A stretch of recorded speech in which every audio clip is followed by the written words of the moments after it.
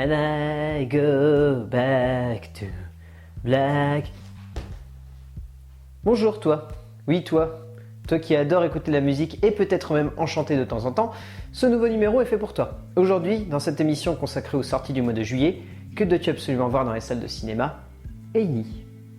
Après avoir immortalisé la figure d'Ayrton Senna, le réalisateur Asif Kapadia s'est donc attaqué à la figure iconique du jazz moderne, Amy Winehouse, dans un long métrage documentaire qui s'est fait remarquer au dernier festival de Cannes.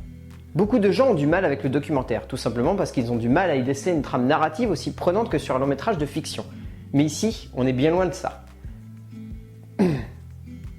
Beaucoup de gens ont du mal avec le documentaire, tout simplement parce qu'ils n'arrivent pas à y déceler une trame narrative aussi prenante que sur un long métrage de fiction.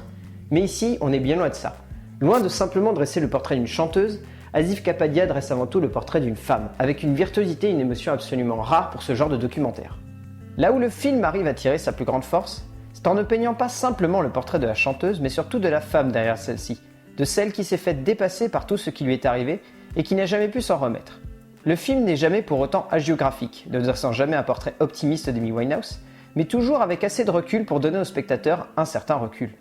Kapadia arrive à faire en sorte que l'imagerie de son film ne soit jamais facile, et parvient à se renouveler régulièrement, notamment en approvisionnant son long métrage d'images d'archives, sans tomber dans le gênant comme avait pu le faire Brett Morgen avec Cobain.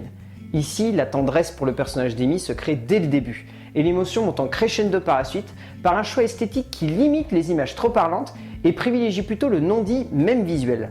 Touchant sans jamais tomber dans le lacrymal, émouvant sans jamais verser dans le pathos pur, Amy est une vraie perle du genre documentaire, sachant faire en sorte que le spectateur comprenne la jeune femme sans pour autant toujours le forcer à devoir assimiler ses actions.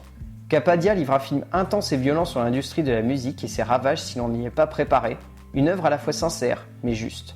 Foncez voir Amy, cela sort un petit peu des gonds du cinéma actuel et cela vous chamboule sans pour autant vous obliger à remettre le monde en question.